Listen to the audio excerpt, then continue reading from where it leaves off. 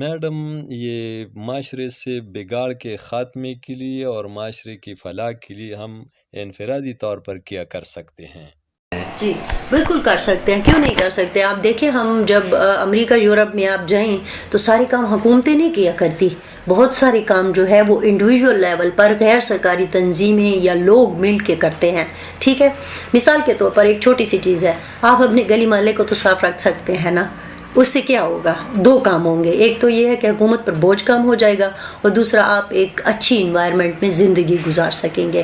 ہم پودے تو لگا سکتے ہیں نا، اس کے لیے تو ضروری نہیں ہے کہ ہم ملین ٹری کا انتظار کریں، چلے وہ آپ کو پودے دے رہے ہیں، 200 کا ایک پودا ہے وہ اپنے گھر میں لگا لیں، اپنی کالونی آپ کہیں رہتے ہیں یا اپنے ایریا میں کہیں رہتے ہیں اس کو صاف کر سکتے ہیں۔ پھر یہ جو پولیو کے آج کل مسائل ہیں، دیکھیں اس سے ہم خود بچ سکتے ہیں۔ سب سے پہلی بات یہ ہے کہ آپ ذہن میں سوچ لیں کہ یہ جو مس کمیونیکیشن ہو رہی ہے پولیو ڈراپس کے حوالے سے، انسداد پولیو کے حوالے سے، یہ آپ کو کس دنیا میں آپ لوگ رہ رہے ہیں؟ ٹھیک ہے، ہم دیکھتے ہیں، ہم تو روز کور کرتے ہیں نا، کتنے انکاری والدین ہیں۔ آپ اپنے بچوں کو کیوں لولا لنگڑا بنانے پر تلے ہوئے ہیں نا، کیوں اس طرح سے کر رہے ہیں؟ تو یہ تو سوچ ہم انفرادی طور پر آپ کو میں بتا سکتی ہوں، آپ اپنے محلے میں بتا سکتے ہیں کہ یار یہ ڈراپس پلوا دو، ٹھیک ہے؟ کتنا بڑا ہمارا فائدہ ہو جائے گا، ہم ایریڈیکیٹ کر لیں گے پولیو کو اس ملک سے۔ اسی طرح اور بہت سارے مسائل ہیں جو ہم اپنی سطح پر، میں نے ایسی خواتین کو دیکھا ہے اور بچوں کو بھی، ابھی یوتھ کو بھی دیکھتی ہوں کہ وہ مل کر چھوٹے کام کر رہے ہوتے ہیں، کہیں چھوٹا سا اسکول کھول لیا، یہ جو اسٹریٹ چلڈرن ہیں ان کو پڑھا رہے ہوتے ہیں، ٹھیک ہے؟ تو یہ چھوٹے کام ہیں جو کہ ہم کر سکتے ہیں، ہم کیوں نہیں؟ آپ دیکھیں بہت سارے لوگ، یہ نہر گزر رہی ہے، بال صفائی پر ہم سالانہ کتنے کروڑوں روپے خرچ کرتے ہیں، ٹھیک ہے؟ لیکن ہم گھر میں ایک کوڑے والے کو نہیں رکھ سکتے کہ وہ صبح آ کے آپ سے مہینے کے 250-300 روپے لے اور آپ کے گھر سے روزانہ ایک گن کا جو تھیلا ہے کوڑے کا وہ لے جائے۔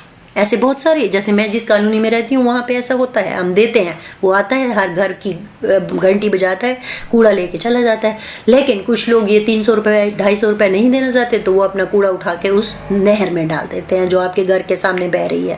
یہ تو ہم خود کر سکتے ہیں نا۔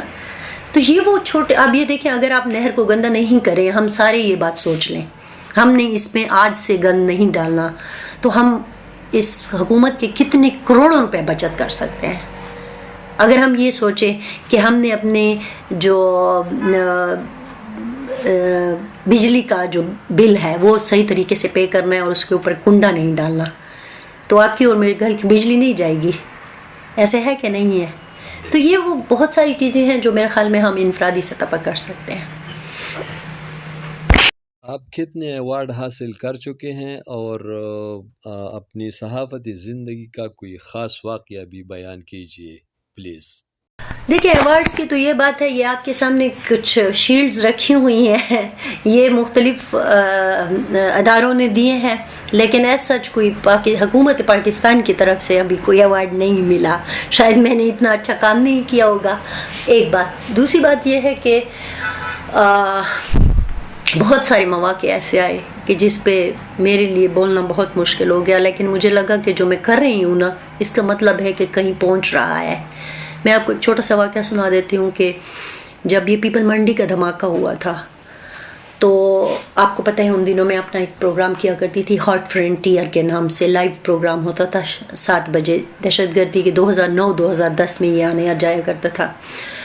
میں وہ پروگرام اس پہ بھی ظاہر ہے میں نے بے تحاشا پروگرام کیے، وہ ہر روز ہوتا تھا، ہفتے میں کئی دن، میرا خیال میں صرف سیٹرڈے سنڈے نہیں ہوتا تھا، باقی دنوں میں ہوا کرتا تھا۔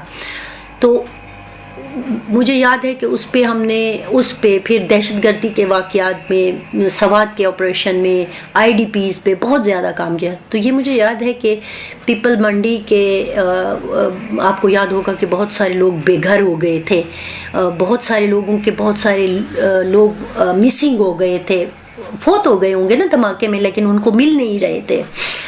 کچھ لوگ تھے جو کہ ادھر گلیوں میں ٹینٹ لگا کر سویا کرتے تھے، تو ہم نے یہ کوشش کی کہ ان کے لیے کچھ کیا جائے۔ ہم جب مسلسل پروگرام کرتے تھے تو بہت سارے لوگ ہمیں فون کرتے تھے کہ یہ لوگ ہیں جن کو آپ نے بتایا ہے تو ہم ان کی مدد کرنا چاہتے ہیں۔ تو پھر ہم نے یہ کیا کہ وہاں پہ چلے گئے، سروے کیا، جو لوگ تھے ان کی لسٹ بنائی، ان کی کانٹیکٹ نمبر وغیرہ ان جو لوگ مدد کرنا چاہتے تھے ان اداروں کو، ان لوگوں کو دے دیے، تو وہ انہوں نے ان کو ہیلپ آؤٹ کر دیا۔ شاید یہی ایک کام ہوگا کہ ایک دن کسی کی فوتگی ہو گئی ہمارے جاننے والوں کی، تو میں وہاں پہ چلی گئی، تو میں وہاں پہ بیٹھی تھی تو پیچھے سے ایک اماں جی آئیں اور انہوں نے مجھے نا پیچھے سے ایسے پکڑ کے نا میرے سر کو چوم لیا اور کہا کہ فرزانہ کیسی ہو؟ تو میں نے مڑ کے جب ان کو دیکھا میں نے کہا جی ٹھیک ہوں اماں جی، سوری میں نے آپ کو پہچانا نہیں ہے، کیا ہم پہلے مل چکے ہیں؟ تو کہتے ہیں بیٹا تم مجھے نہیں پہچانتی ہو لیکن میں تمہیں پہچانتی ہوں، کیونکہ جو کچھ تم ہمارے لیے کر رہی ہو نا، بس ہر روز آپ کے لیے دعا کرتی ہوں کہ اللہ آپ کو زندگی دے۔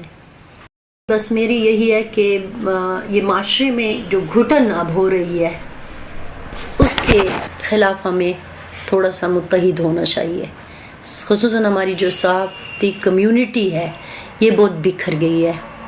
ان کا جو مقصد تھا نا اس سے مجھے لگتا ہے کہ ہم ڈسٹریکٹ ہو گئے ہیں، کسی اور راستے پہ جا رہے ہیں، اتحاد نہیں رہا ہم پہ، اور جب اتحاد نہیں رہتا تو ہم کمزور ہو جاتے ہیں۔ تو آپ نے دیکھا کہ آپ جب صحافی ہوں اور آپ بات نہیں کر سکیں تو اس کا مطلب ہے کوئی مسئلہ تو ہے، ہم نے اس مسئلے کو ختم کرنا ہے۔